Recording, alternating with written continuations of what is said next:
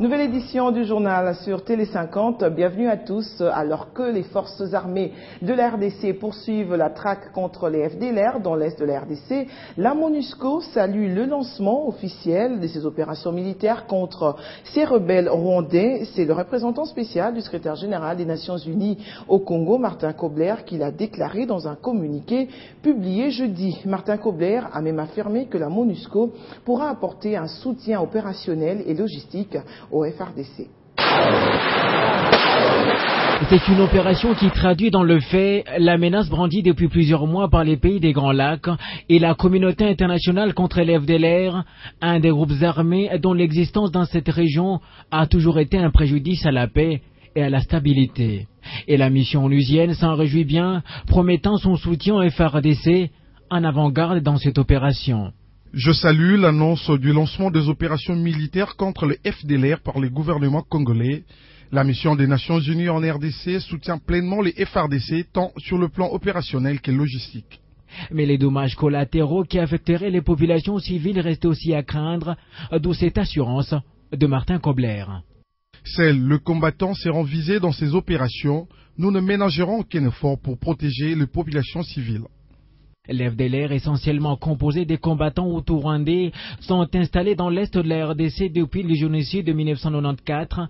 Ces rebelles opèrent depuis leur arrivée en RDC dans les provinces du Nord et Sud Kivu, où on leur attribue plusieurs exactions sur les populations civiles.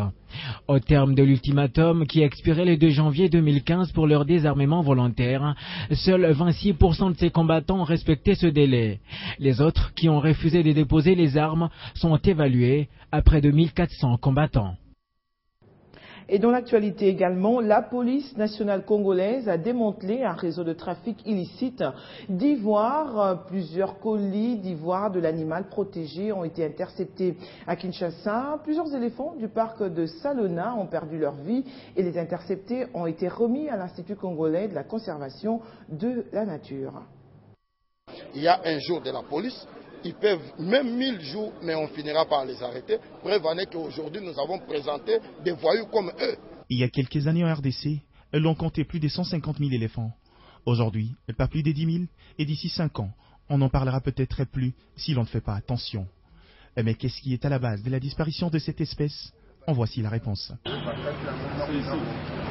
Et ces colliers, fabriqués à base des ivoires, valent plus de 15 éléphants du parc des Salonga. Ils ont été saisis entre les mains d'un réseau composé des expatriés des Congolais spécialisés dans le trafic illicite des ivoires. Aussitôt interceptés, la Direction générale de l'Institut congolais de la conservation de la nature est saisie pour récupérer ces trésors rescapés de la RDC. De ces faits, elle salue la bravoure de la police congolaise pour ces opérations redoutables. Pour ce grand travail qui est abattu, notre pays a souvent été très salué et qualifié à travers le monde comme le pays qui favorise le trafic d'ivoire et comme le pays pratiquement qui est qualifié de passage. Donc les gens passent très facilement avec leurs ivoires dans notre pays. Donc nous sommes classés au rouge. Et aujourd'hui, les efforts qui sont produits de pouvoir saisir autant de stocks, plusieurs kilos d'ivoire que nous allons donner tout à l'heure le poids, démontre à suffisance les efforts de nos services de sécurité et principalement notre police nationale pour mettre fin à ce trafic d'ivoire dans notre pays. Et la population est donc invitée à collaborer avec la police en échange d'informations pour dénoncer tout cas suspect constaté dans le chef d'expatriés des Congolais.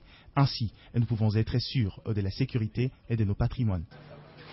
Poursuivons ce journal avec cette audience au ministère de l'Industrie. Germain Kambinga s'est entretenu ce vendredi avec la représentante de l'ONUDI. Ensemble, ils ont échangé sur le concept de cette agence spécialisée pour le développement du secteur industriel. Des échanges fructueux qui devront marquer la visibilité de cette agence en RDC.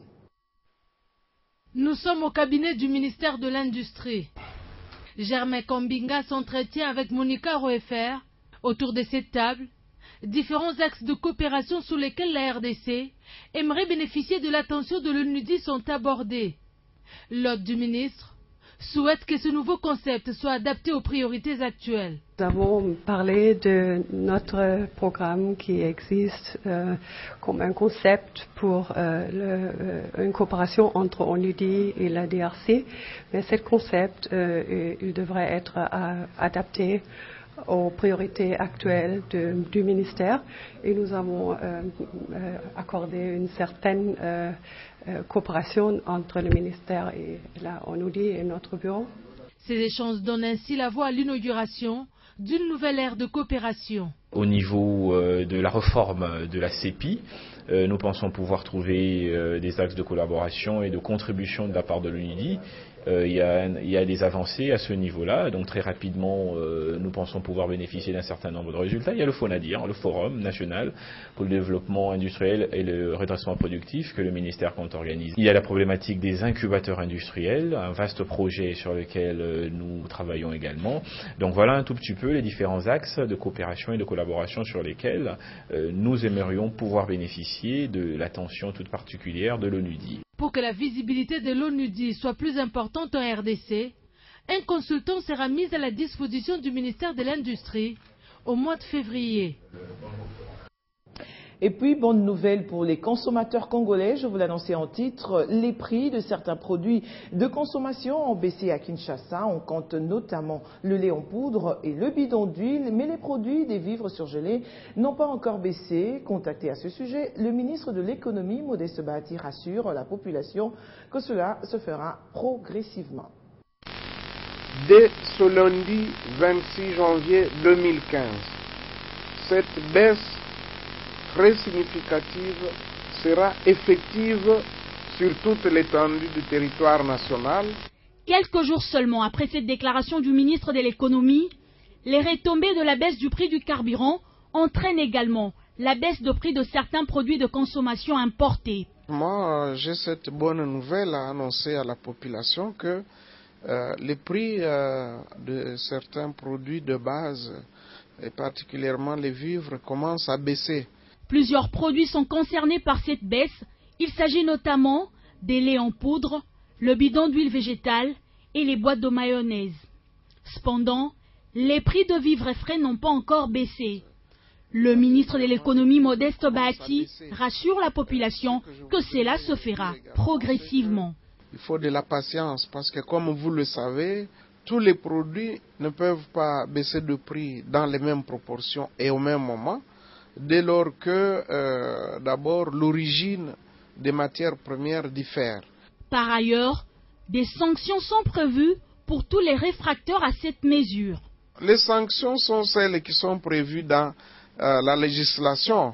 La législation congolaise, elle est riche en cette matière. Nous pouvons aller jusqu'à la fermeture de certaines maisons si nous constatons qu'elles violent intentionnellement les lois de la République. Avec la baisse de prix de produits de consommation, le gouvernement répond ainsi à l'une des demandes de la population.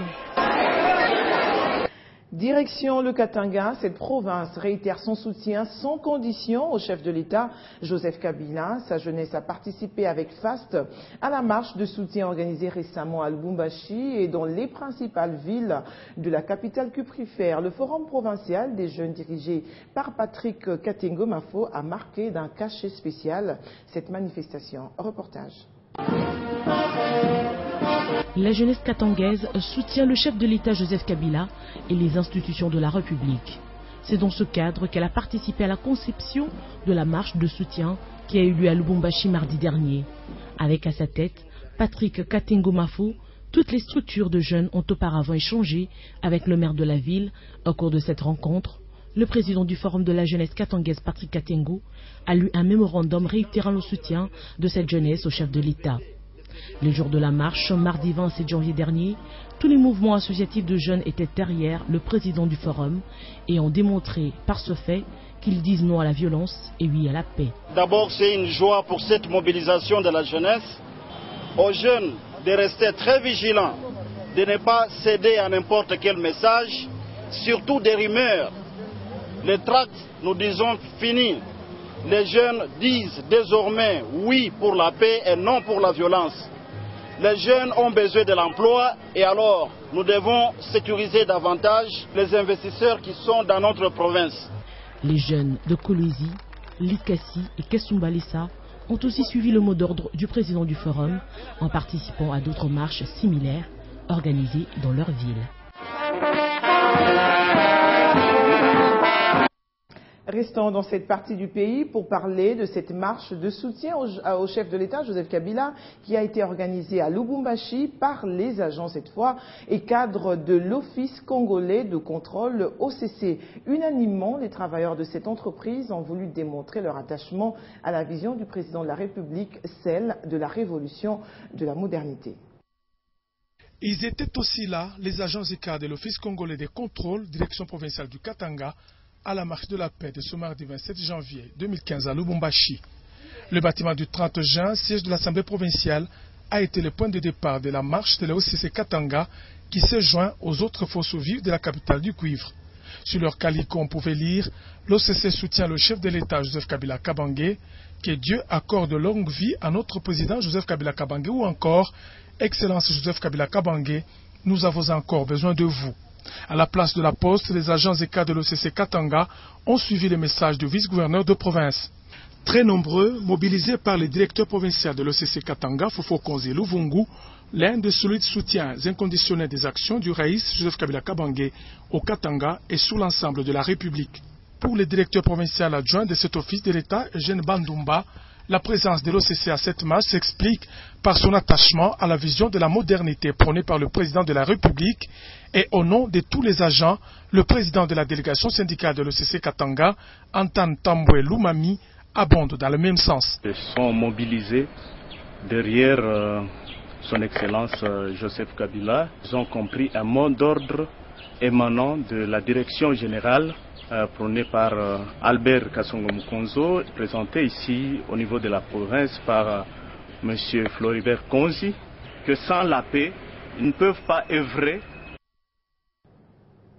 Une page culture dans ce journal, Pascal Kinduelo Lumbu a été élevé ce vendredi au titre de docteur honoris causa en administration des affaires et sciences économiques par l'université protestante.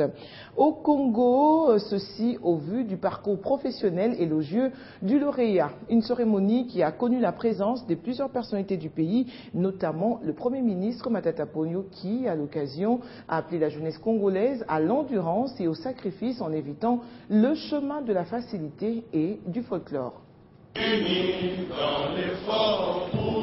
C'est au cours de cette cérémonie, et non la moindre, qui a connu la présence remarquée du Premier ministre Matata Ponyo, des ambassadeurs et plusieurs personnalités du pays, que Pascal Kinduelo a été élevé au titre de docteur honoris causa par l'université protestante au Congo. Et le dossier du récipiendaire examiné, le jury peut alors revenir dans la salle après délibération à huis clos pour livrer sa conclusion. Monsieur Pascal Kinduelo Lumbu est proclamé docteur honoris causa en administration des affaires.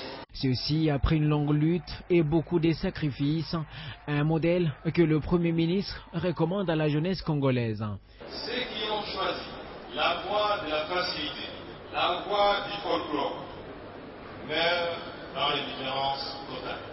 D'autres, par contre, sont reconnus et honorés avant la fin de leur vie, et cela survit à leur mort. Docteur en administration des affaires de l'Université de Liège en Belgique, professeur d'université de son État, entrepreneur et sénateur, Pascal Kinduelo fait aujourd'hui l'honneur de plus d'un Congolais. Remercier toutes les personnalités qui ont été dans la cérémonie. La jeunesse, il faut travailler. Comme le discours du Premier ministre, quand vous choisissez la paresse, vous choisissez les antivaleurs, vous ne pouvez jamais émerger. Le cas de Kinduelo, ça doit être un cas qui doit servir à beaucoup de Congolais. En cette période ici même à l'université, il faut qu'on puisse arrêter avec la culture de la facilité, de la désinformation, la culture de moindre effort. L'université protestante ne s'est pas trompée. Cet homme est parti de zéro. Vous avez suivi tout ce qui a été dit. Et je crois que c'est le modèle que nous avons des entrepreneurs dans le pays. Le parcours professionnel exceptionnel de cet entrepreneur reste un miroir pour la jeunesse congolaise, celle bien sûr passionnée du savoir, de l'excellence et de la grandeur pour l'émergence de la RDC. Et en sport, je vous l'annonçais en titre, les Léopards de la République démocratique du Congo affrontent ce samedi les Diables Rouges du